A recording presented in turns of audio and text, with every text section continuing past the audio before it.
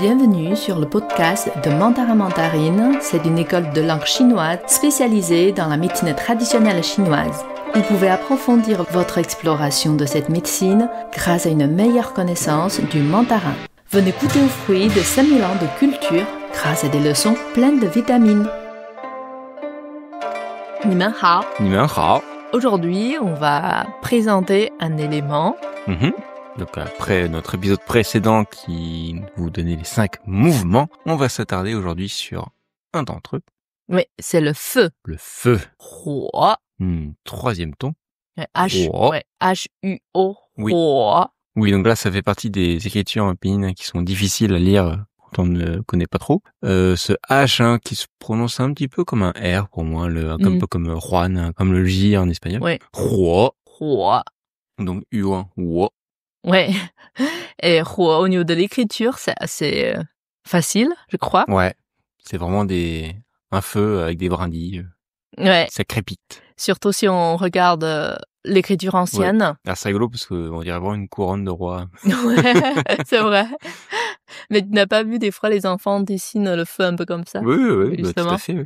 Et du coup, maintenant, en chinois moderne, ça fait comme l'écriture de la personne. Oui. Une personne, plus 2 points sur les 2 côtés. Une personne qui perd ses bras, là. Ouais, c'est ça. Huo, ça reste encore un caractère très utilisé en chinois moderne. Oui. Et aussi, c'est une clé. Oui. Donc, rappelez-vous, la clé, c'est une partie d'un caractère qui va donner parfois un élément de sens, parfois juste quelque chose de graphique, et souvent aussi le son. La prononciation d'un caractère. Donc ça sert à composer des caractères qui ont un rapport avec le feu, voilà. Comme cuire, griller, fumer, brûler, chaud, etc. Tous ces caractères-là ont cette partie commune. Oui. Et d'ailleurs, je sais pas si on va montrer tous ces caractères en exemple, mais vous verrez qu'une même clé peut avoir différentes écritures. Oui, quand c'est gauche-droite, quand c'est souvent à gauche, c'est comme ce qu'on voit le feu. Sauf le dernier point, ça plie un peu pour laisser... Voilà. En général, c'est un petit peu réduit. Oui, pour laisser la place à d'autres parties.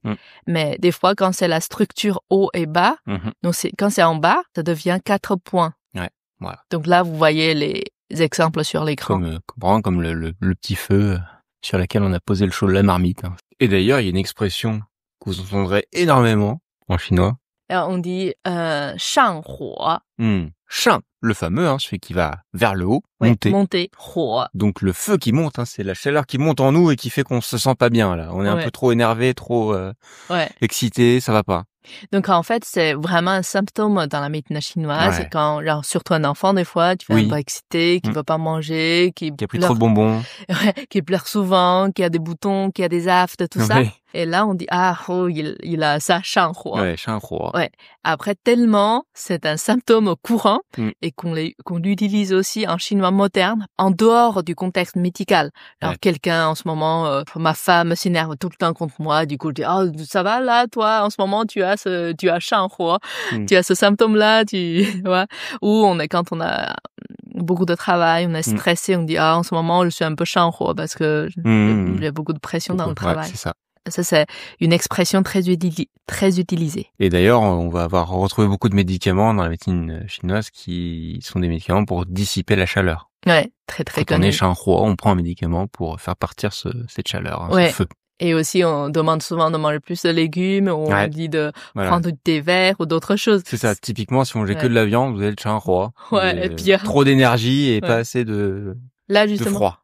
là, on va parler dans un épisode sur la diététique. Le caractère des 5 éléments, on peut souvent doubler, même tripler ces éléments pour créer d'autres caractères. Tout à fait. C'est quelque chose que vous verrez souvent, effectivement. Un caractère, on peut former un autre caractère en répétant 2 fois un caractère. Donc, si on met 2 feux ensemble, l'un au-dessus de l'autre, on aura donc un tout nouveau son, on aura yen. Ouais, il n'y a rien à voir au niveau de la prononciation qui se prononce yen, comme Yann, mais ça fait, mais plus relié, pas plus Yann, yen, ouais, yen, deuxième ton. Comme mon prénom, c'est Yen, 4e ton, Yen. Là, attention. C'est Yen, Yen. Ce n'est pas du feu. C'est 2 feux. Ouais, l'un au-dessus de l'autre, oui. Ouais. Mais ça veut dire l'inflammation. Oui, voilà, mais ça correspond bien à la nature de l'inflammation. Il y a trop de feu, voilà. En français aussi, flamme, oui, inflammation. bien sûr. Du coup, en chinois, justement, 2 flammes. lui montrer que c'est un problème. Il y a un peu trop de flamme, quoi. Ouais, yan. Donc en chinois, pour tout type d'inflammation, on met le nom de la partie qui a un problème et on met le caractère yan, genre foie et yan. L'inflammation du foie. Oui, donc c'est l'hépatite. Voilà. Ok. En gros, on met le nom de la partie du corps. Après, on met yan pour dire l'inflammation de cette partie-là. Ok. Donc, 2 feux. Ouais. À partir de ces 2 feux, si on rajoute une clé. Oui. Des maladies. La clé de la maladie. La clé de la maladie. On l'a déjà vu dans Bing. Oui, tout à fait. Dans malade. Les personnes malades, il a cette clé-là. Donc, si on met la clé des maladies plus de feu, c'est un fameux caractère que vous entendez forcément que si vous avez appris la médecine chinoise, c'est tan. Tan, T-A-N, tan, deuxième ton. Souvent en français, on dit c'est crachat, mucosité. Bon, on pense au nez bouché, mais... Mais, du coup, on comprend pas du tout, en fait. Des fois, on a vraiment du mal avec cette notion qui est hyper importante, essentielle. Quand on regarde le caractère, on comprend mieux. C'est-à-dire, c'est normal, des fois, on a un peu de feu accumulé, on a la gorge un peu inflammée, tu vois, ça passe après.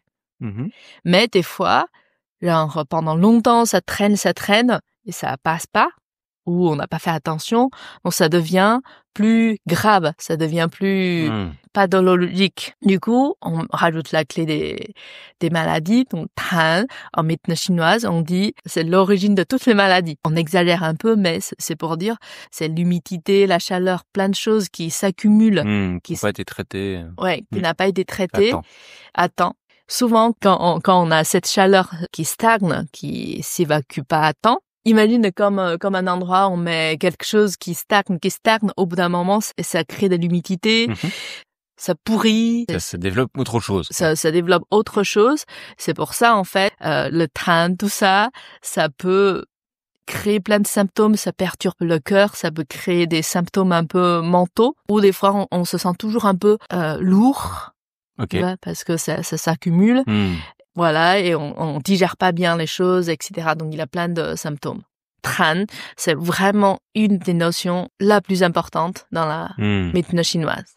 Oui, c'est intéressant, parce que du coup, c'est sûr qu'ils sont traduits tout le temps systématiquement par crachat. On a du mal à avoir ce concept-là. C'est pour ça, on en profite pour vous parler aussi de ce caractère très important.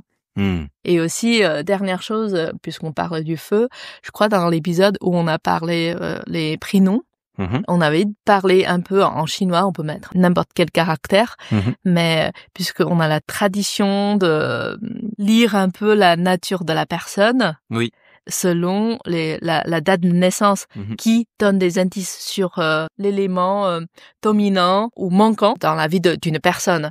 Du coup, on met les caractères avec, par exemple, du feu pour équilibrer un peu. En clé, généralement. Ouais. Pour pouvoir compenser. Ouais. Justement, on a fait ça pour notre fils aîné. On a consulté quelqu'un qui disait qu'il lui manque du feu dans sa vie, selon sa date de naissance. Du coup, il vaut mieux mettre des caractères avec du feu, mais pas avec de l'eau, que j'avais pensé au départ. Du coup, on a mis 2 caractères, un caractère avec 2 feux, l'autre caractère avec les 4 feux en bas, en espérant que ça peut corriger un peu son déséquilibre inné. Voilà. Au pire, si ça marche pas, il n'y a pas de problème. C'est pour ça qu'il est aussi souvent chien roi. Je comprends mieux maintenant. Trop de feu dans son prénom. Trop de feu maintenant. On a surcompensé. Oh bah voilà. Je sais pas si ça compte encore si on change son prénom maintenant. Sûrement. Voilà, c'est tout pour aujourd'hui. Rendez-vous pour un prochain épisode sur un autre élément. Ok. 再见. 再见. Voilà, c'est la fin de cet épisode. Vous reprendriez bien un nouveau concentré de culture et de langue mandarine. N'hésitez pas à vous renseigner sur mandarinmandarine.fr. Tenez vos jus.